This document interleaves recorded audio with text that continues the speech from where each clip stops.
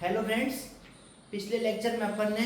Theoretical चीज़ें complete करी थी। थ्योरेटिकल सब फ्रिक्शन क्या होता है, कितने टाइप्स के फ्रिक्शन होते हैं, लॉज ऑफ फ्रिक्शन वगैरह अपन ने पढ़ लिए थे। टाइप्स ऑफ फ्रिक्शन भी अपन ने डिस्कस कर लिए थे। एंगल ऑफ रिपोज अपन ने डिस्कस किया था क्या होता है ना। आज अब मैं आपको क्या करूँगा, इसी फ्रिक्शन के बेस अपन क्या करेंगे, आज कुछ न्यूमेरिकल्स सॉल्व करेंगे। ठीक है, क्या करेंगे आज कुछ ना कुछ न्यूमेरिकल्स में आपको 3-4 न्यूमेरिकल जो इस टॉपिक पे बनते हैं, एग्जाम पॉइंट ऑफ व्यू से इंपॉर्टेंट है, वो मैं आपको बताऊंगा। ठीक है, तो चलो आज का मैं फर्स्ट क्वेश्चन में आपको समझाता हूँ, बताता हूँ। फर्स्ट क्वेश्चन देखो क्या है, कैसे होता है समझने की कोशिश करना। पहले अपन क्वेश्चन देख लेते हैं क्या है। देखो क्या दे रखा है, a body weighing 300 Newton is resting on a rough horizontal table. मतलब देखो जैसे ये एक टेबल दे रखा है, अपन डायग्रामेटिकली पहले समझते हैं इस क्वेश्चन को। जैसे देखो ये टेबल है, ये कोई टेबल है,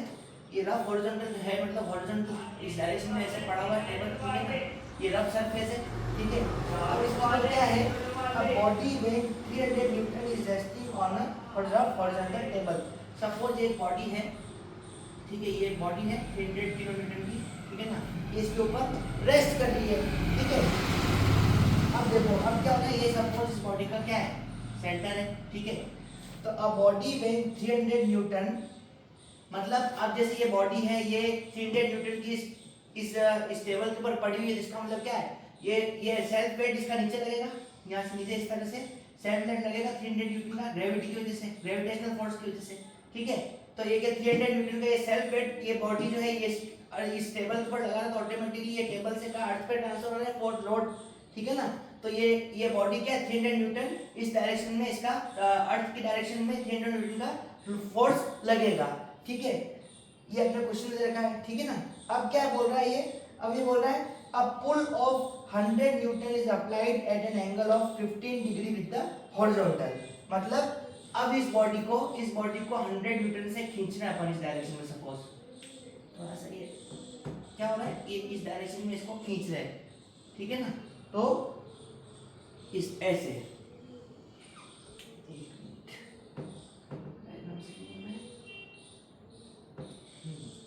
ये बॉडी है,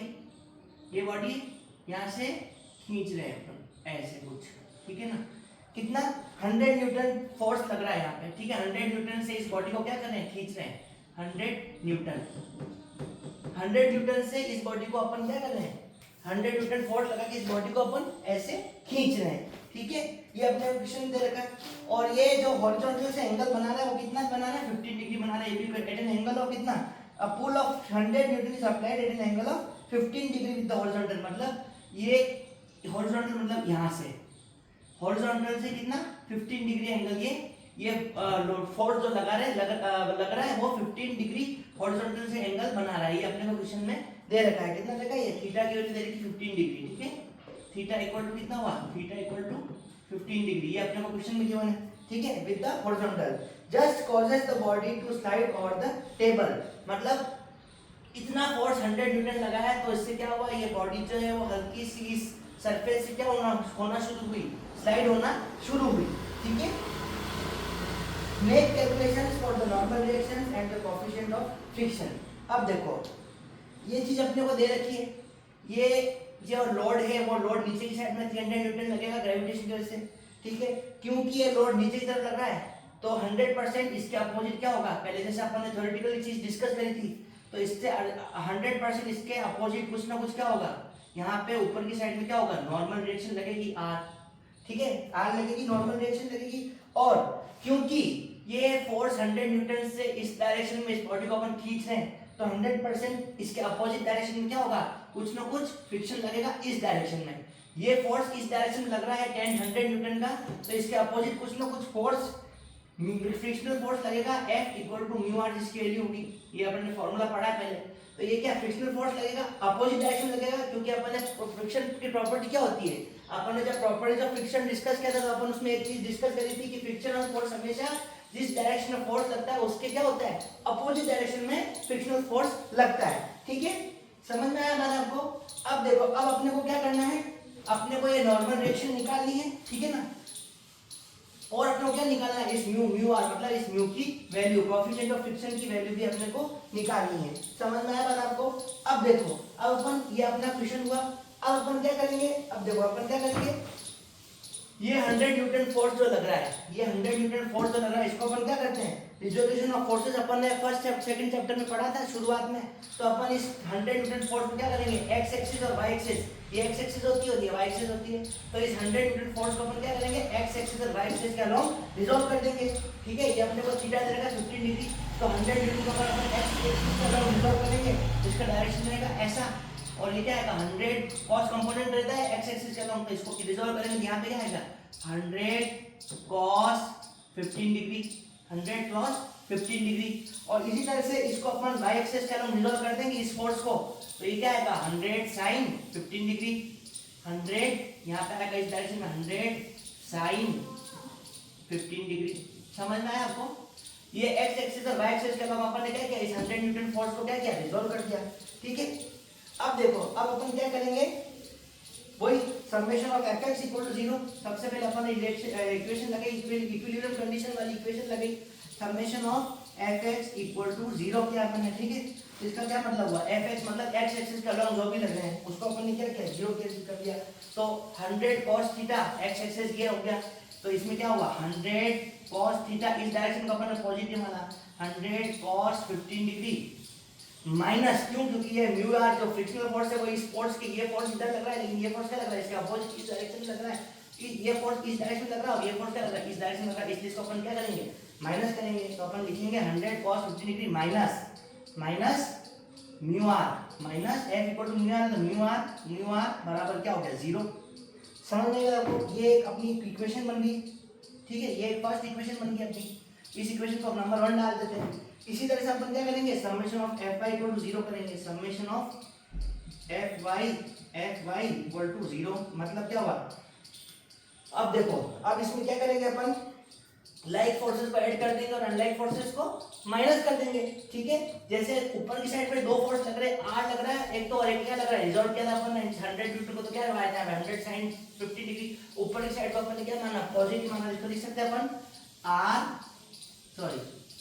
R प्लस 100 sin 15 डिग्री, ये दोनों प्लस हो गए क्योंकि वो एक डायरेक्शन लग रहा है,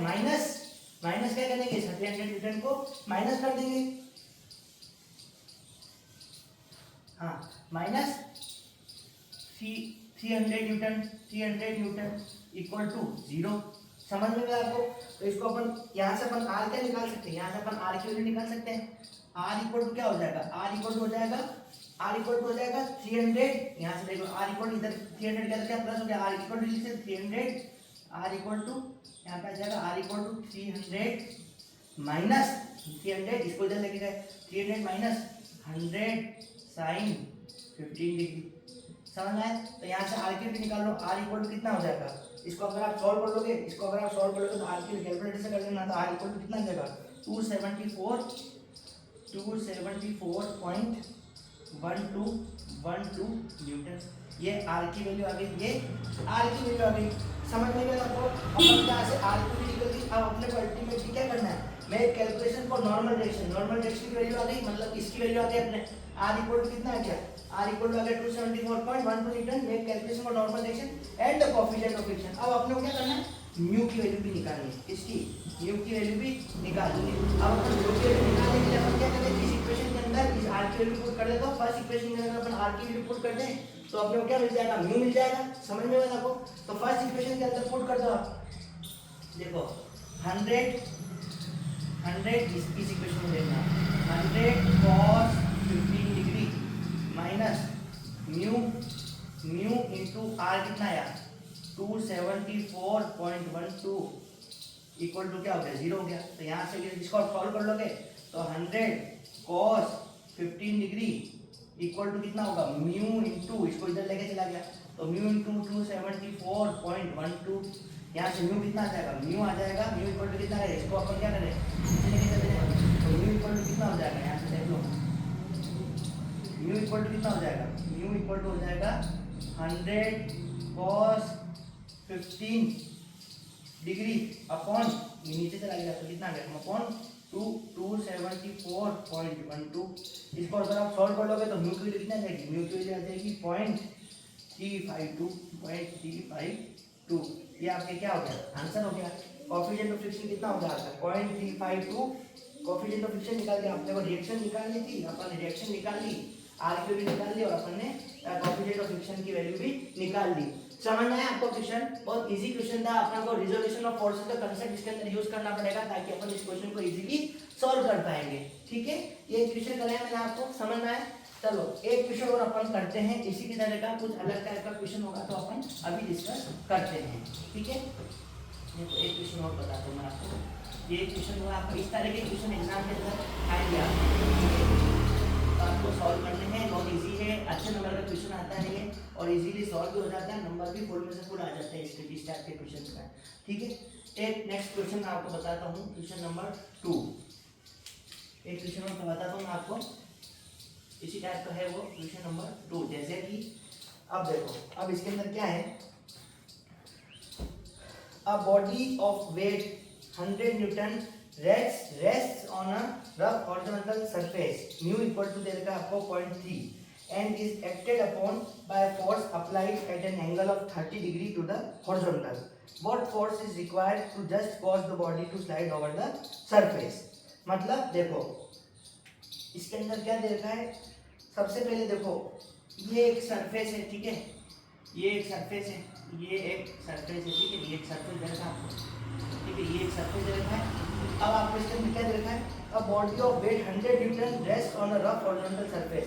अब यहाँ पे ये एक बॉडी पड़ी हुई है, ठीक है, ये एक बॉडी पड़ी हुई है, ठीक है, ये एक बॉडी पड़ी हुई है जिसका सेंटर सपोज ये है। तो ये क्या है, ये कितने की है, a body of weight 100 newton, मतलब ये 100 न्यूटन की है, ये बॉडी 100 न्यूटन की, इसका मतलब क्या है, ये 100 न्यूटन नीचे की साइड में ग्रेविटी की साइड में फोर्स कुछ ना कुछ लगाएगा इस तरह से, तो इसकी वैल्यू कितनी, W इक्वल टू कितना देगा 100 न्यूटन, W इक्वल टू देगा 100 न्यूटन, ठीक है ना। ये बॉडी इसके ऊपर रेस्ट कर रही है, ठीक है, ये इसका सेंटर हो गया, ये इस बॉडी का क्या है, सेंटर है, ठीक है। अब क्या कह रहा है, अब इस आपको क्या दे रखा है, a body of weight 100 newton rest on a rough horizontal surface and is acted upon by force applied at an angle of 30 degree to the horizontal. अब देखो यहाँ से क्या है, ये हॉरिजॉन्टल सरफेस है, सपोज ये मैं हॉरिजॉन्टल सरफेस डॉटेड लाइन से डिनोट करता हूँ, ये हॉरिजॉन्टल सरफेस है, इस हॉरिजॉन्टल सरफेस से 30 डिग्री पे क्या लग रहा है, कोई ना कोई फोर्स लग रहा है, ठीक है, ये फोर्स लग रहा है सपोज P, ये फोर्स सपोज P फोर्स लग रहा है, कितने पे लग रहा है 30 डिग्री पे लग रहा है हॉरिजॉन्टल, क्योंकि ये वन बनना है 30 डिग्री पे, ठीक है। ये अपने को चीज दे रखी है क्वेश्चन के अंदर, ठीक है ना। What force is required to just cause the body to slide? अब अपन को क्या करना है, F की वैल्यू निकालनी है, फोर्स की वैल्यू निकालनी है, F इक्वल टू कितना होगा, ठीक है। अब देखो, अब इस डायग्राम के अंदर आ जाओ, आपको क्या है, ये बॉडी जो है वो किसी प्री फोर्स से इस बॉडी को क्या है खींच रहे हैं, ठीक है ना। तो इसका मतलब क्या हुआ, मोशन किस डायरेक्शन हो रहा है, इस डायरेक्शन में मोशन हो रहा है, इस डायरेक्शन में क्या हो रहा है, मोशन हो रहा है, मतलब ये बॉडी इस डायरेक्शन में जा रही है, ठीक है। अब देखो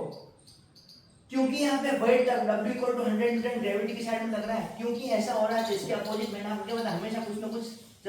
जब नीचे की साइड में वेट लगता है, नीचे की साइड में कोई ना कोई फोर्स लग रहा है, तो इसके अपोजिट 100% क्या होता है, ऊपर की साइड में क्या होता है, कुछ ना कुछ नॉर्मल डायरेक्शन रखती है, जो R जिसको अपन क्या बोलते हैं, R बोलते हैं, ठीक है। तो यहाँ पे मैंने आपको इसको लिख दिया R, इसके अपोजिट कुछ ना कुछ नॉर्मल डायरेक्शन 100% लगेगी, जिसकी वैल्यू की क्या है, सपोज R है, ये R हो गई नॉर्मल डायरेक्शन, ये R क्या है, नॉर्मल डायरेक्शन है, ठीक है। और क्योंकि फोर्स इस डायरेक्शन में लग रहा है तो 100% वही बात है कि इसके अपोजिट डायरेक्शन में क्या होगा, कुछ ना कुछ फ्रिक्शनल फोर्स लग रहा होगा। फ्रिक्शनल फोर्स क्या होता है, F इक्वल टू क्या होता है, म्यू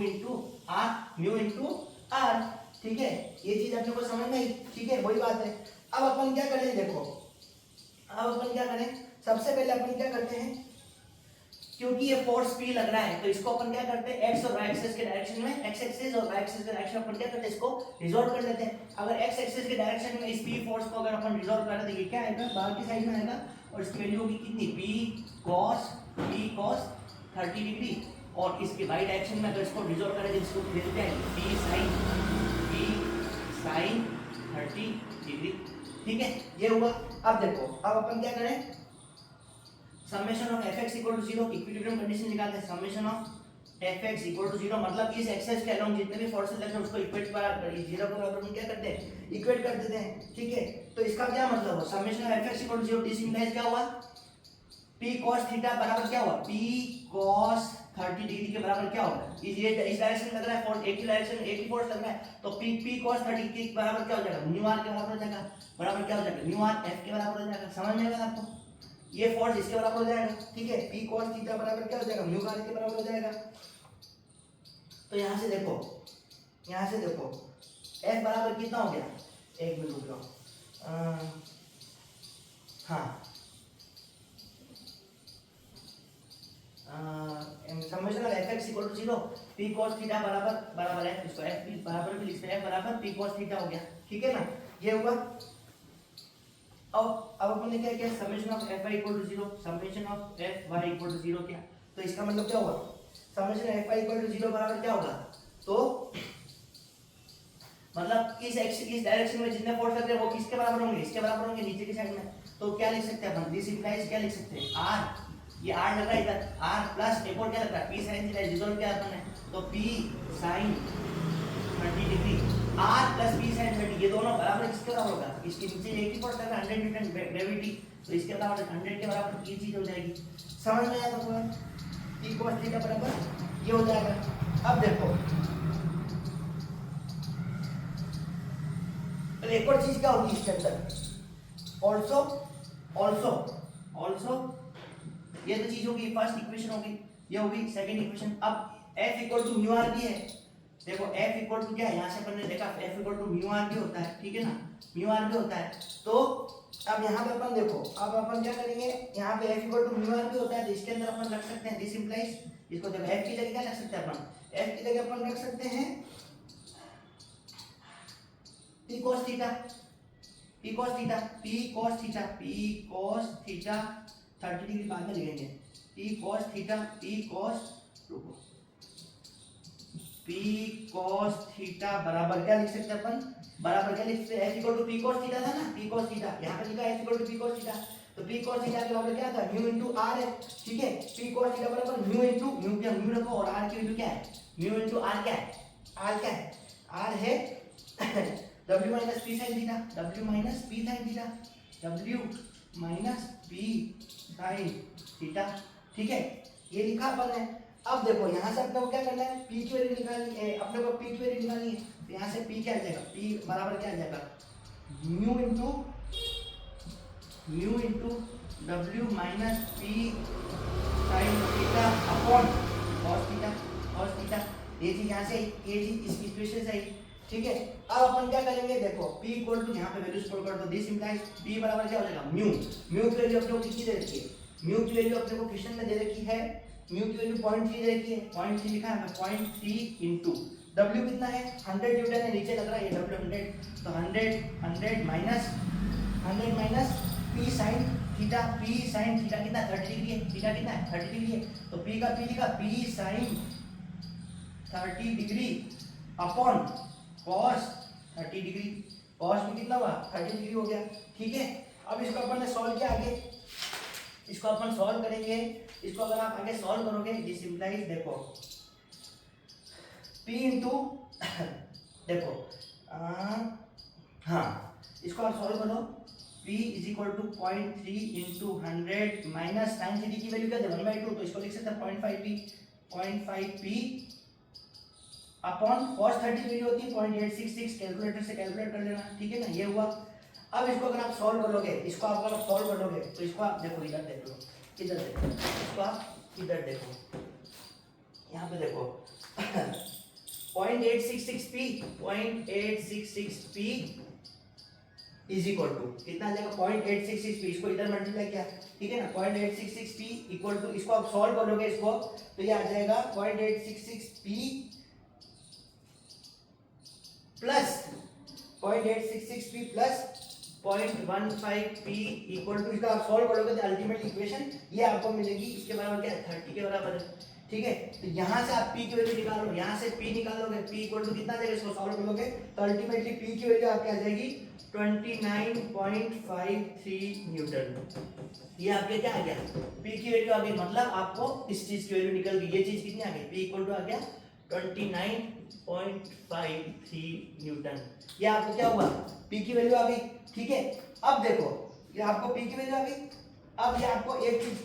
पूरी होगी, फर्स्ट क्वेश्चन जो आपको पूछा था ना कि what force is required to just cause the body slide over the. अब देखो इसकी वैल्यू आगे कितना फोर्स अपने को चाहिएगा इसको मूव कराने के लिए, इस बॉडी को मूव करने के लिए इतना फोर्स चाहिएगा, इसकी पी की वैल्यू आपको मिल गई है इस क्वेश्चन को सॉल्व करने से। अब आगे आपको जो पूछ रहा है नेक्स्ट पार्ट, ये तो हो गया ए पार्ट आपका, ठीक है ना, ये ए वाला पार्ट था, ठीक है ना, ये पार्ट हो गया, नोट कर लीजिए इसको अच्छी तरह से, ठीक है, इसको मैं मिटाने जा रहा हूँ। अब देखो चलो इसको मैं यहाँ पे ये चीज रहने देता हूँ, ठीक है ना, ये चीज रहने देता हूँ। पी की वैल्यू आ गई यहाँ से पॉइंट, यहाँ पे मैं लिख रहा हूँ पी की वैल्यू आ गई यहाँ पे आपके, पी की वैल्यू आपके आ गई है 29.53, ठीक है ना, 29.53 न्यूटन, ये पी की वैल्यू आ गई। अब आपको बोल रहा है नेक्स्ट पार्ट जो बी पार्ट जो है इधर सॉल्व करूंगा मैं, इसके इधर सॉल्व करूंगा बी पार्ट। बी पार्ट जो आपको पूछ रहा है वो ये पूछ रहा है आपको कि proceed to determine the inclination and magnitude of minimum force required to set the block into the impending motion। मतलब आपको मिनिमम फोर्स निकालना है, मिनिमम फोर्स निकालना है जो इस बॉडी के ऊपर लगाएंगे अपन, कितना फोर्स इस बॉडी को चाहिए, इस बॉडी को मूव करने के लिए मिनिमम फोर्स की रिक्वायरमेंट क्या है वो आपको निकालनी है, ठीक है ना, वो आपको निकालनी है, ठीक है। तो अब अपन इसमें क्या करते हैं, देखो सपोज अपन मानते हैं अल्फा जो है वो मिनिमम एंगल है, इंक्लिनेशन का मिनिमम फोर्स का इंक्लिनेशन है जिसको रिक्वायर्ड करेगा, जिसकी जरूरत है अपने को ताकि बॉडी जो है वो स्लाइड कर सके एक दूसरे के ऊपर, ठीक है ना। तो अब देखो इसके अंदर क्या है, ये इक्वेशन थी p cos थीटा, यहाँ p cos theta equal to mu r minus mu p sin theta, ये अपनी इक्वेशन थी, ठीक है ना, ये वाली इक्वेशन थी, ठीक है। इस इक्वेशन को सॉल्व किया आया था। अब इसमें आपको क्या बोल रहा है, अब इसको अपने को मिनिमम करना है इसको। अब देखो इसको अगर सॉल्व कर लेते हैं, इसको अगर अपन सॉल्व कर लेते हैं तो p cos थीटा प्लस क्या आ जाएगा म्यू p sin थीटा बराबर क्या आ जाएगा म्यू r, ठीक है ना, बराबर क्या आ जाएगा म्यू r आ जाएगा। अब देखो यहाँ से अपन क्या करते हैं, p कॉमन ले लेते हैं, p into cos theta plus mu sin theta बराबर क्या आ जाएगा, बराबर आ जाएगा mu w, p cos theta पर म्यू p sin थीटा बराबर क्या आ जाएगा म्यू w, ठीक है। अब देखो यहाँ से देखो यहाँ से अगर अपन p की वैल्यू निकालें तो p की वैल्यू क्या आ जाएगी, p इक्वल टू क्या आ रहा है mu w upon cos theta plus mu sin theta, ये आया p equal to mu w upon cos theta plus mu sin theta, ये आया। अब देखो अपने को क्या करना है, अब देखो अपन को अल्फा की वैल्यू निकालनी है तो थीटा को अपन रिप्लेस कर देते हैं अल्फा से, ठीक है ना। तो p equal to mu w upon cos alpha, क्योंकि हमने को अल्फा दे दिया, अल्फा ये इसकी वैल्यू निकालनी है तो ये कितना होता है अल्फा होता है, तो mu cos alpha plus cos alpha plus mu sin alpha, ये आया। अब देखो अब इसको क्या करेंगे अपन, इसको अपने को मिनिमम करना है, मिनिमम फोर्स कितना चाहिए अपने को निकालना है, क्वेश्चन में क्या निकालना है मिनिमम फोर्स कितना चाहिए। तो मिनिमम मैक्सिमम मिनिमम अपन ने पढ़ा था मैथमेटिक्स के अंदर, तो अपन क्या करते हैं मिनिमम या मैक्सिमम या मिनिमम जो भी आपको निकालना था इसका क्या कर रहे हैं अपन dy बाई dx निकालते हैं, उसको अपन क्या करते हैं डिफरेंशिएट करते हैं। तो d इसको अपन क्या करेंगे डिफरेंशिएट करेंगे इस चीज को, ये मिनिमम होगा, ठीक है ना, इसको अपन क्या करेंगे ये p जो है वो मिनिमम होवे, ये सबसे कम होवे, इसके लिए इसकी वैल्यू कितनी होनी चाहिए मैक्सिमम होनी चाहिए, डिनोमिनेटर की वैल्यू ज्यादा होगी तभी इसकी वैल्यू क्या होगी कम होगी, समझ में आएगा ना आपको। तो अपन इसका क्या करेंगे dy बाई dx निकाल देंगे, इसको अपन dy बाई dx निकालते हैं तो d बाई dx ऑफ क्या cos alpha plus mu sin alpha, ये अपन ने निकाला। इसको अपन निकालेंगे तो क्या आएगा, देखो दिस इंप्लाइज इसका cos अल्फा का डिफरेंशिएशन करते क्या आता है, cos अल्फा का करते क्या आता है माइनस sin अल्फा आता है, इसको डिफरेंशिएट करो तो minus sin alpha plus mu into sin alpha का डिवाइड बाय इसका cos अल्फा होता है तो म्यू cos अल्फा, ये मैथमेटिक्स की प्रॉपर्टी है। इसको बाद इसका बराबर पढ़ दोगे 0 का हम करते हैं डिवाइड बाय dx 0 करना पड़ता है, मैक्सिमम निकालना होता है मिनिमम निकालना हो। तो यहां से देख लो दिस इंप्लाइज यहां से क्या आएगा, इस sin अल्फा को उधर लेके जाओ तो क्या आ जाएगा म्यू कॉस अल्फा बराबर क्या आ जाएगा साइन अल्फा, tan अल्फा आ जाएगा। समझ में आएगा? तो म्यू बराबर क्या आ जाएगा, दिस इंप्लाइज म्यू बराबर क्या आ जाएगा, म्यू बराबर sin cos अल्फा को नीचे लेके जाओ तो sin alpha upon cos alpha, sin alpha upon cos alpha, तो ये क्या होता है tan अल्फा होता है, tan अल्फा होता है, ये म्यू है। तो यहाँ से देखो म्यू बराबर कितना आया, म्यू बराबर आया tan अल्फा, म्यू बराबर क्या है tan अल्फा, ये आ गया। अब देखो म्यू बराबर tan अल्फा आ गया और tan अल्फा की म्यू बराबर tan अल्फा है और म्यू की वैल्यू अपने को दे रखी क्वेश्चन के अंदर, म्यू की वैल्यू अपने को कितनी देखी 0.3 दे रखी है, लिखी नहीं लिखी मैंने यहाँ पे, एक मिनट, हाँ म्यू इक्वल टू 0.3 दे रखा है अपने को, क्वेश्चन में दे रखा है, ठीक है ना, म्यू इक्वल टू अपने को 0.3 दे रखा है। तो यहाँ पे देखो 0.3 बराबर क्या होगा, पॉइंट म्यू की वैल्यू क्या रखी है पहले 0.3 रख दी, तो 0.3 बराबर क्या होगा tan अल्फा, 0.3 बराबर tan अल्फा। अब अल्फा की वैल्यू tan 0.3 कब होती है, जब थीटा कितना होता है, ये अपन निकाल सकते हैं, अल्फा इक्वल टू क्या होता है, इसमें अल्फा इक्वल टू अपन कैलकुलेटर से निकाल सकते हैं, साइंटिफिक कैलकुलेटर से। तो 0.3 बराबर tan अल्फा है, तो अल्फा बराबर क्या होगा tan इनवर्स 0.3, tan इनवर्स 0.3 ये हुआ। तो अल्फा की वैल्यू यहाँ से कितनी आ जाएगी, अल्फा की वैल्यू यहाँ से आ जाएगी आपके 16.7 डिग्री, अल्फा की वैल्यू कितनी आ जाएगी 16.7 डिग्री। साइंटिफिक कैलकुलेटर से आप सॉल्व करोगे तो ये चीज निकल के आ जाएगी, बिना साइंटिफिक कैलकुलेटर के आप ये अल्फा की वैल्यू नहीं निकाल पाओगे, इसलिए एग्जाम में आपको क्या करना है, साइंटिफिक कैलकुलेटर ही लेके जाना है। तो अल्फा की वैल्यू यहाँ से ये आ गई। अब देखो मतलब क्या होगा, इतने एंगल पे अगर अपन फोर्स लगाएंगे तो वो कितना होगा, मिनिमम होगा, ठीक है। तो अब ये चीज आ गई कि 16.7 डिग्री अल्फा जब होगा तब पी की वैल्यू कितनी होगी, मिनिमम होगी। अब देखो अब आपको क्या करना है, ये तो आपने को अल्फा मिल गया, अब मिनिमम कितनी होगी वो भी निकालना है आपने को। तो अपने को ये चीज निकालनी है, तो इसको अपन क्या करेंगे, इस अल्फा की वैल्यू को अपन पुट कर देंगे किसके अंदर, एक मिनट, इसके अंदर पुट कर देंगे, इसके अंदर इस इक्वेशन के अंदर अल्फा की वैल्यू मतलब थीटा की वैल्यू पुट कर देंगे। तो यहाँ से देखो ये चीज मैं ये चीज मिटा रहा हूँ, इसके आगे अपन करते हैं, देखो इस चीज को मैं मिटा रहा हूँ ताकि मैं यहाँ पे आपका क्वेश्चन सॉल्व कर पाऊंगा, ठीक है।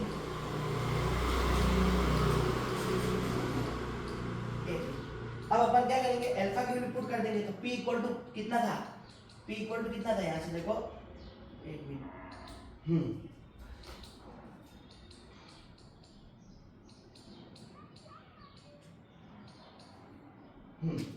p इक्वल टू कितना था, p इक्वल टू था mu w upon cos alpha plus कितना था म्यू sin अल्फा, यहाँ पे p म्यू की सब वैल्यू रख दो, म्यू कितना आया था यहाँ पे, म्यू की वैल्यू यहाँ पे आई थी अपने 0.3, म्यू की वैल्यू 0.3 दे रखी थी, 0.3 इंटू कितना दे रखा है 100, 0.3 इंटू 100, वेट कितना है 100 है, ये 100 है, 100 वेट लग रहा है, upon cos alpha, cos 16.7 degree, cos 16.7 plus mu वही 0.3 इंटू sin 16.7। इसको आप सॉल्व कर लोगे तो p की वैल्यू यहाँ से आ जाएगी आपके, p मिनिमम जो होगा, जो मिनिमम फोर्स लगा है रिक्वायर्ड इसको मूव करने के लिए, p मिनिमम, इसकी वैल्यू कितनी आ जाएगी यहाँ पे, इसको अगर आप कैलकुलेटर से सॉल्व कर लोगे तो इसकी वैल्यू आ जाएगी 28.73 डिग्री, ये आपको सॉरी डिग्री नहीं न्यूटन, 28.73 न्यूटन, ये मिनिमम फोर्स आपको रिक्वायर्ड रहेगा इस बॉडी को, इस पी फोर्स को, मतलब इतना फोर्स अगर आप मिनिमम नहीं लगाओगे तो ये बॉडी क्या करेगी, मूव नहीं करेगी, कम से कम इतना फोर्स इस बॉडी को चाहिए कि ये थोड़ा मूव करना चालू कर दे। समझ में है आपको, ये क्वेश्चन समझ में आपको, बहुत इजी क्वेश्चन था, ज्यादा कोई डिफिकल्ट इसके अंदर था नहीं क्वेश्चन में, ठीक है ना। इसी तरह का एक क्वेश्चन और अपन कर लेते हैं, इसी तरह का एक क्वेश्चन और अपन कर लेते हैं ताकि आपको और चीजें प्रैक्टिकली समझ में आ जाएगी, ठीक है ना। एक क्वेश्चन और मैं आपको बताऊंगा अभी,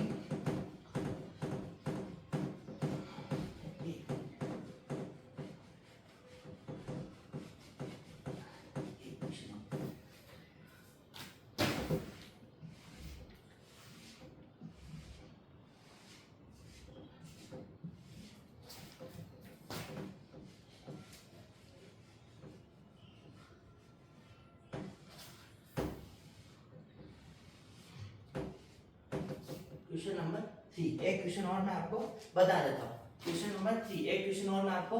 बता देता हूँ, ठीक है ना, एक क्वेश्चन और अपन करते हैं। अब देखो थर्ड क्वेश्चन मैं आपको बताता हूँ, पहले अपन क्वेश्चन पढ़ते हैं। क्वेश्चन में क्या दे रखा है, देखो क्वेश्चन में आपको ये दे रखा है कि a wooden block of weight 50 Newton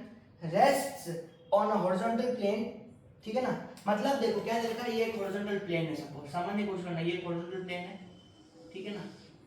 ये क्या है, हॉरिजॉन्टल प्लेन है, ठीक है ना,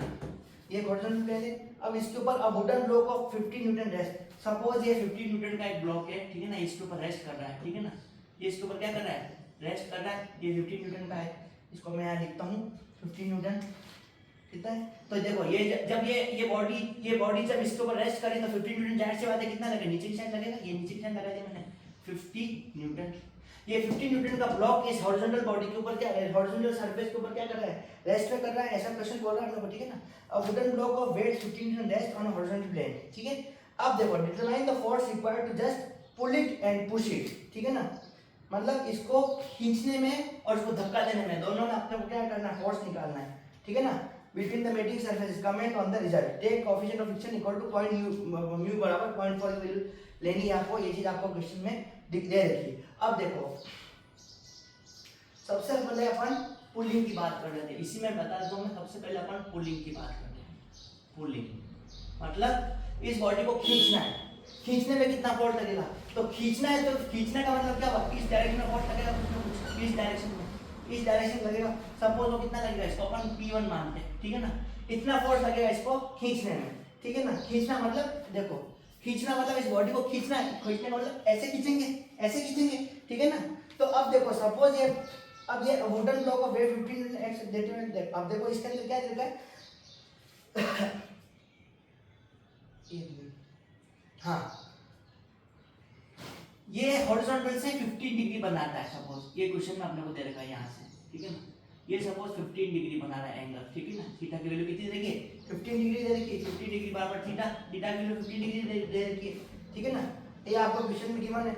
अब आपको क्या करना है, इसके ऊपर रिएक्शंस निकालनी है। अब देखो अब इसके अंदर क्या होगा, ये 15 डिग्री लग रहा है, 100% इसके ऊपर क्या होगा, नॉर्मल रिएक्शन लगेगी, नॉर्मल रिएक्शन लगेगी, इसकी वैल्यू कुछ 8 के बराबर होगी, और इधर इस डायरेक्शन में आपके फोर्स इधर से खींच लो इस बॉडी को, इस तरह से ऐसे खींच लो, ऐसे खींच लो, तो इसके अपोजिट क्या, इस डायरेक्शन में क्या होगा, फ्रिक्शनल फोर्स लगेगा, फ्रिक्शनल फोर्स लगेगा F इक्वल टू कितना म्यू आर, सपोज फॉर्मूला होता है फ्रिक्शनल फोर्स का, ये इस डायरेक्शन लगेगा, ठीक है। और आपको क्या दे रखा है, बस आपको ये सब चीजें दे रखी है, अब आपको क्या करना है, इस P1 की वैल्यू निकालनी है। अब देखो इसको अपन क्या करेंगे, इसको अगर हम रिजॉल्व कर लेंगे, वही बात है, इसको अपन रिजॉल्व करते हैं, इस डायरेक्शन में क्या हो गया P1 cos 15 डिग्री, और इधर क्या हो गया, इधर यहाँ पे क्या हो गया P1 sin 15 डिग्री, ये हुआ, ठीक है। अब अपन क्या करेंगे, अब अपन समेशन ऑफ ये पुलिंग की बात करें, फर्स्ट पुलिंग की बात करें, तो summation of fx equal to 0, ये क्या summation of fx equal to 0 वही बात है, दिस इंप्लाइज क्या करेंगे अपन, समेशन fx इक्वल टू 0 मतलब क्या हो गया P1 cos 15 degree, P1 cos 15 degree बराबर क्या होगा, इसके बराबर क्या होगा, म्यू आर के बराबर हो गया, म्यू इनटू आर के बराबर हो गया, P1 cos 15 डिग्री बराबर क्या हो गया, म्यू इनटू आर के बराबर हो गया, ठीक है। ये एक इक्वेशन होगी, म्यू आर के बराबर होगी, बराबर ये, और ये किसके बराबर है, f के बराबर f भी लिख सकते हैं इसको, ये फर्स्ट इक्वेशन हो गई, ठीक है। इसी तरह से अपन क्या करेंगे, summation of fy equal to 0 करेंगे, summation of fy equal to 0 करेंगे, इसका मतलब क्या हुआ, दिस इंप्लाइज क्या हो गया P1 sin 15 डिग्री, ये दोनों एक डायरेक्शन में है, तो P1 sin 15 degree plus r बराबर क्या हो जाएगा, 15 न्यूटन के बराबर हो जाएगा, P1 sin 15 degree plus r बराबर W बराबर 50, ये हो गया, ये सेकंड इक्वेशन हो गई, समझ में आया आपको। और अपन क्या करेंगे, f equal to mu R भी होता है, म्यू आर भी है, f equal to mu R भी है, ठीक है ना, f equal to mu R भी है, तो ये हुई आपकी थर्ड इक्वेशन, ठीक है ना। अब अपन क्या करेंगे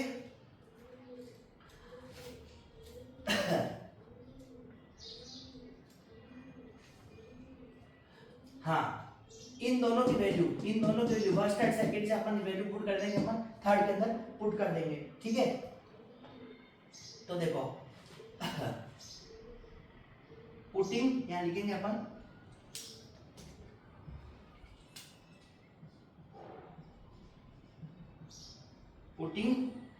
putting the values of worst and putting the values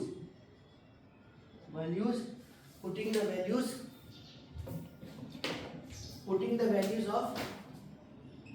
1 and 2 in 3,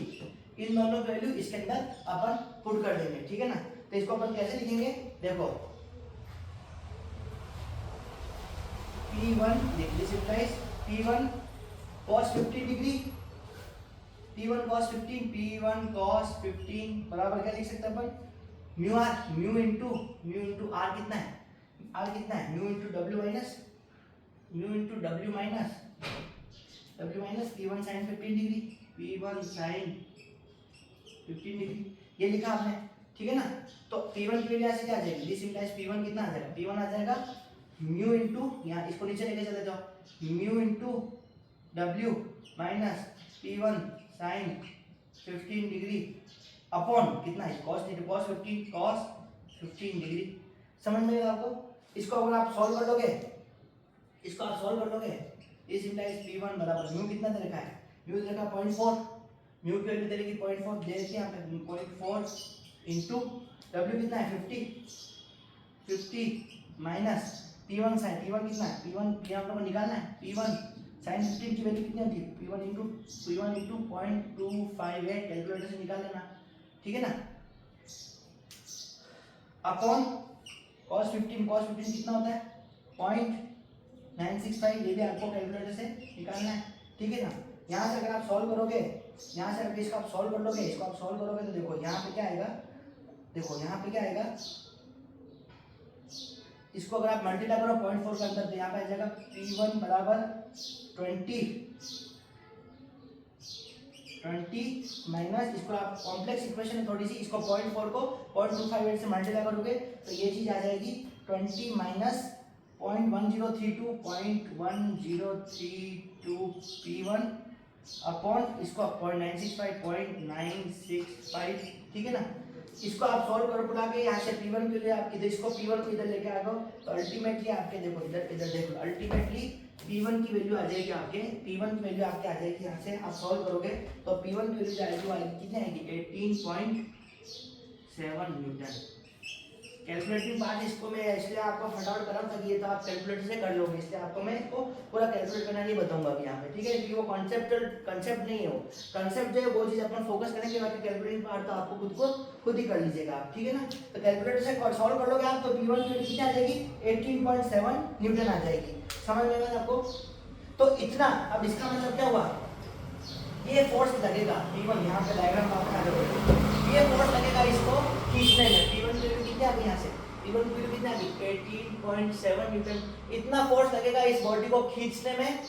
इतने फोर्स से जब इस बॉडी को अपन खींचेंगे, इतने फोर्स से जब इस बॉडी को अपन खींचेंगे तो क्या होगा, ये बॉडी मूव करेगी, इससे कम फोर्स लगेगा तो ये बॉडी मूव नहीं करेगी, इसका मतलब ये हुआ, समझ में आया आपको, ये हुआ, ये तो हुआ P1, मतलब ये तो हुआ आपको खींचने के लिए, इसको बॉडी मूव करने के लिए कितना फोर्स लगाना पड़ेगा ताकि बॉडी इधर से इधर मूव करे, खींचने की बात होगी, तो उसकी वैल्यू कितनी आ गई 18.7 अपन ने निकाल दिया। अब देखो, अब अपने को क्या करना है, जो दूसरा पार्ट आपको दे रखा है क्वेश्चन का, पुल मतलब खींचने के लिए कितना फोर्स लगेगा, इतना। अब आपको क्या करना है, अब आपको नेक्स्ट जो पार्ट आपको पूछ रहा है वो ये पूछ रहा है कि पहले तो ये पूछा आपको कि कितना फोर्स लगाए इस बॉडी के ऊपर कि ये बॉडी खींचे, मतलब कितने फोर्स से इस बॉडी को खींचे कि ये बॉडी मूव करना चालू कर दे। अब आपको उल्टी चीज पूछ रहा है, अब आपको क्या पूछ रहा है, दूसरा पार्ट जो पूछा है कितना फोर्स इस बॉडी के ऊपर लगाए, मतलब इस डायरेक्शन में लगाए। अब नेक्स्ट जो पार्ट है वो इस डायरेक्शन में कितना फोर्स इस बॉडी के ऊपर लगाए कि ये बॉडी क्या करेगी, इधर मूव करना चालू कर दे। तो पहले था पुल करना, खींचना, अब क्या करना है, पुशिंग का फोर्स निकालना है अपने को। क्या निकालना है, पुशिंग का, मतलब इस बॉडी के ऊपर कितना धक्का मारे, कितना धक्का मारे, ऐसे कितना धक्का मारे कि ये बॉडी क्या करे, इस बॉडी इस डायरेक्शन में मूव करना चालू कर दे। अब सेकंड पार्ट में अपने को ये चीज निकालनी है, समझ में आया। तो अब मैं देखो, अब डायग्राम वही है, समझ में, इसको देखो, इसको मैं मिटा रहा हूँ। ये तो हो गया पुलिंग वाली बात अपन ने कर ली, ठीक है ना, पुलिंग वाली बात अपन ने कर ली। अब देखो,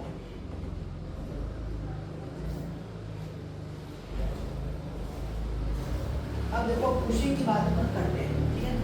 यहाँ पे मैं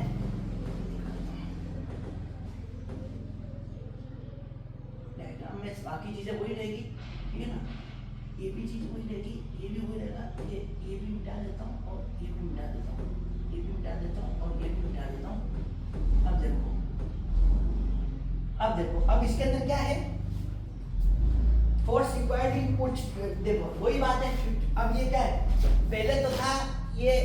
खींचने का था तो इधर इधर एरो लगा हुआ था, अब पुशिंग मतलब ये एरो इस डायरेक्शन में, मतलब इस डायरेक्शन में इसको क्या करें, धक्का दे रहे हैं। ये एरो का साइड ध्यान रखना, ये सबसे इंपॉर्टेंट चीज है, क्योंकि इसके बेसिस पे अपने को क्या करना है, रिजोल्यूशन ऑफ फोर्स वाला कंसेप्ट करना है। ये अगर डायरेक्शन गलत हो गया तो क्वेश्चन क्या हो जाएगा, गलत हो जाएगा। समझ में आया आपको? तो अब क्या हो गया, डायरेक्शन क्या होगा, इंटरनल साइड में हो गया। ये एरो का डायरेक्शन क्या होगा, इंटरनल डायरेक्शन होगा। क्यों? क्योंकि इसको अपन क्या कर रहे हैं, पुश कर रहे हैं। बाकी वैल्यूज होगी वही, ये 15 डिग्री है थीटा की वैल्यू, ठीक है ना, ये डिग्री 15 डिग्री की वैल्यू दे रही है थीटा की वैल्यू, ठीक है ना। अब देखो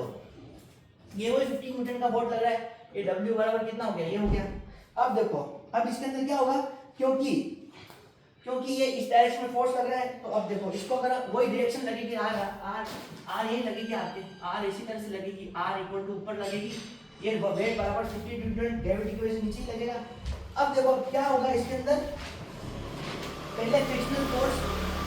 फोर्स की डायरेक्शन चेंज हो जाएगी। अब क्यों? क्योंकि इसकी फोर्स की डायरेक्शन चेंज हो गई है। ये सपोज कि क्या है, अपन ने P2 लगाया है, P2 वैल्यू निकालनी, इतना फोर्स लगेगा इसको धक्का मारने में कि ये मूव करना चालू कर दे, अपने को ये चीज निकालनी है। तो क्योंकि फोर्स इस डायरेक्शन लग रहा है अब, तो अब फ्रिक्शनल फोर्स की वैल्यू किधर आ जाएगी, फ्रिक्शनल फोर्स ऐसे लगेगा opposite, F equal to mu R ऐसे हो जाएगा। बस फर्क कुछ नहीं है, ज्यादा डायरेक्शन का फर्क है, F equal to mu R हो जाएगा, ठीक है ना, इस डायरेक्शन में लगेगा। अब ये देखो अब क्या होगा, ये P2 फोर्स लग रहा है, तो इसको अगर आप रिजॉल्व करेंगे तो ये इंटरनल फोर्स, मैंने आपको पहले जब रिजोल्यूशन ऑफ फोर्स बताया था क्या बताया था, जिस डायरेक्शन में फोर्स लगता है उसी डायरेक्शन में रिजोल्यूशन ऑफ फोर्सेस की भी डायरेक्शन के वो लगते हैं, क्या कहते हैं, साइन लगता है, ठीक है ना। तो क्योंकि ये इंटरनल है, इसको अगर आप रिजॉल्व करो P2 को, तो ये इंटरनल साइड में लगेगा, इधर तो होगा कॉस कंपोनेंट, क्या हो जाएगा P2 cos 15 डिग्री, और इसी तरह से इंटरनल, यहाँ पे इंटरनल लगेगा P2 sin 15 डिग्री। ये इंटरनल है, ये इधर है, इसलिए इन दोनों रिजल्ट पार्ट्स के डायरेक्शन भी क्या होंगे, इधर इसके डायरेक्शन के साथ में ही होंगे, अपोजिट डायरेक्शन में कभी भी रिजल्ट पार्ट के डायरेक्शन नहीं हो सकते हैं। समझ में आया आपको? ये अपन ने अपने क्या किया, रिजोल्यूशन कर दिया। अब देखो ये अपना डायग्राम हो गया पुलिंग के अंदर, जब अपन इस बॉडी को क्या कर रहे हैं, खींच रहे हैं, ठीक है,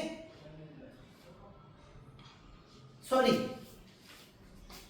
पुशिंग के अंदर, ये यहाँ पे लिखा नहीं पुशिंग, यहाँ पे पुशिंग की बात कर रहे हैं, ठीक है ना, पुशिंग की बात कर रहे हैं, पुशिंग की बात कर रहा हूँ मैं। तो इसको धक्का दे रहे, तब इस तरह का कुछ स्ट्रक्चर डायग्राम बनेगा अपने। अब अपने को क्या करना है,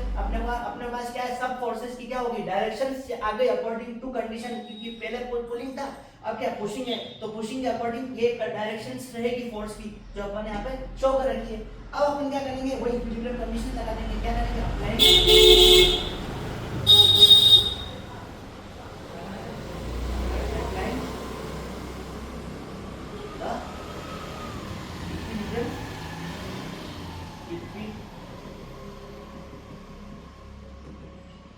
कंडीशंस, इक्विलिब्रियम कंडीशंस की अपन लगाई, तो अपन क्या करेंगे, देखो summation of fx equal to 0, सबसे पहले लगाया अपन summation of fx equal to क्या हो गया, 0 हो गया,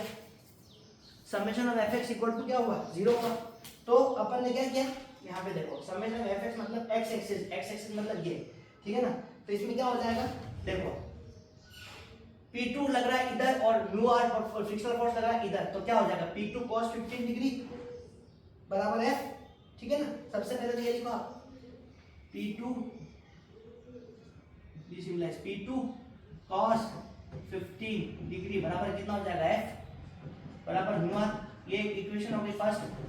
समझ में आया आपको, ठीक है। एक ये इक्वेशन हो गई, दूसरी क्या कर सकते हैं, summation of Fy equal to 0, summation of Fy equal to 0, this implies इस y एक्सिस के अंदर क्या क्या लग रहा है, देखो ये लग रहा है नीचे और ये लग रहा है नीचे, ठीक है ना, तो क्या लिख सकते हैं P2 sin 15 degree, P2 sin 15 degree plus 50 ये भी नीचे लग रहा है, ये भी नीचे लग रहा है, इसका भी डायरेक्शन क्या है, नीचे, इसका भी डायरेक्शन क्या है, नीचे, इसलिए P2 sin 15 degree plus 50 degree बराबर कितना हो जाएगा, बराबर इसके बराबर हो जाएगा, बराबर r के बराबर हो जाएगा, क्योंकि r क्या अपोजिट डायरेक्शन लग रहा है और ये दोनों क्या है सेम डायरेक्शन लग रहा है, इसलिए अपन ने मैंने क्या किया, दोनों को ऐड करके और इसको r के बराबर पुट कर दिया। समझ में आया आपको? ये आपकी क्या होगी, दूसरी इक्वेशन होगी, ये आपकी क्या होगी, दूसरी इक्वेशन होगी। इसी तरह से अपन ने एक और इक्वेशन होती है f equal to mu R F equal to mu R, ये भी एक इक्वेशन थी, ठीक है ना, ये थर्ड इक्वेशन हो गई, ये थर्ड इक्वेशन हो गई। अब अपन क्या करेंगे, put the value of r from 2 in 1, मतलब इस r की वैल्यू को, इस r को अपन क्या करेंगे, यहाँ से इसके अंदर रख देंगे, ठीक है ना। तो यहाँ पे क्या आ जाएगा, this implies f equal to, इसके अंदर देखना म्यू तो है ही, म्यू इनटू r कितना है, r कितना है, r की वैल्यू क्या आ जाएगी, p2 sin 15 degree, p2 sin 15 degree plus 50, ये आया, ठीक है ना, ठीक है ना, ये हुआ। इसको आप क्या कर दो, फोर्थ इक्वेशन दे दो, इसको आप क्या कर दो, फोर्थ इक्वेशन डाल दो, ठीक है। अब क्या होगा, अब क्या होगा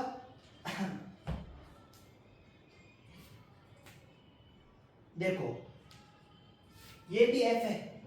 फर्स्ट इक्वेशन, ये भी f है, अपन क्या करें, फर्स्ट और फोर्थ को क्या करें, इक्वेट कर दे, ठीक है ना। तो यहाँ लिख दो इक्वेटिंग इक्वेशन 1 and 4,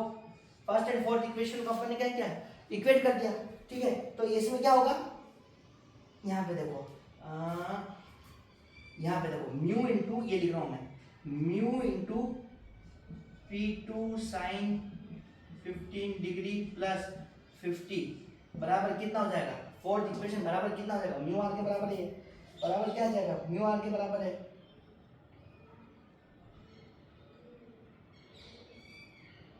और म्यू बराबर, म्यू आर के बराबर क्या है, p2 cos 15 डिग्री है, p बराबर क्या है, p2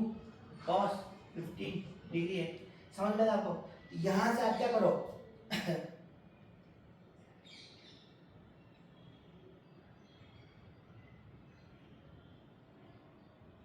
यहां से आप म्यू की वैल्यू निकाल लो,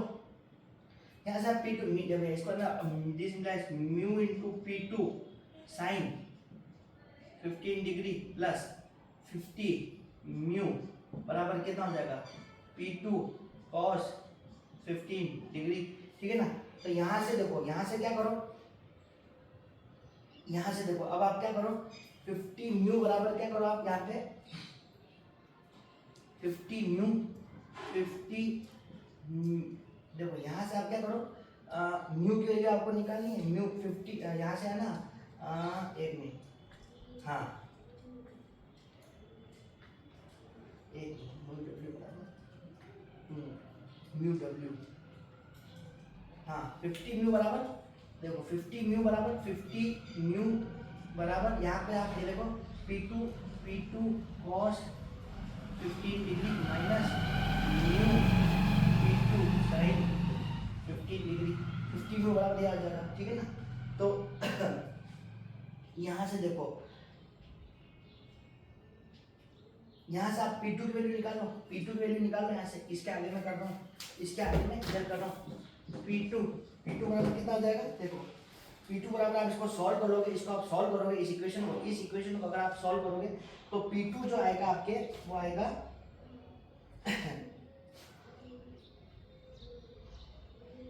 mu W upon cos 15 degree minus mu sign 15 degree, इसको आप सॉल्व करोगे, इस इक्वेशन को सॉल्व करोगे, p2 की वैल्यू क्या आएगी, ये आएगी। अब देखो यहाँ पे क्या करो, p2 की वैल्यू निकालो, p2 बराबर म्यू की वैल्यू दे देगी 0.4 दे देगी आपको, बस आपको कुछ नहीं करना, 0.4 into 8 कितना है 50 अपॉन cos 15 डिग्री माइनस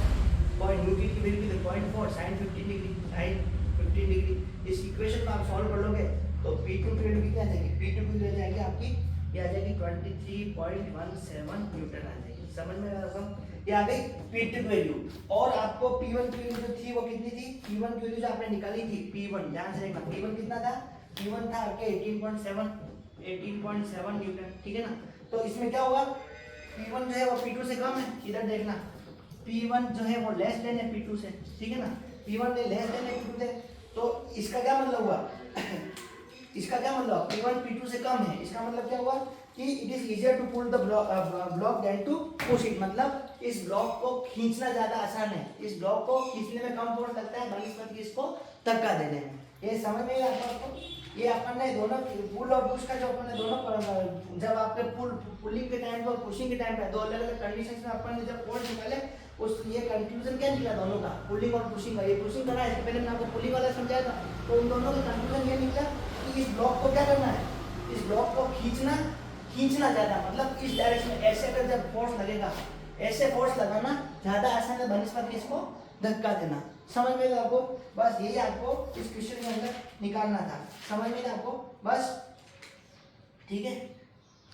तो आपने ये न्यूमेरिकल्स किसके लगभग यहाँ पे पूरे हुए। कल आपको कोई नया टॉपिक में इसी से रिलेटेड आगे कुछ चीज और अपन डिस्कस करेंगे। समझ में आपको? Thank you friends, thank you very much.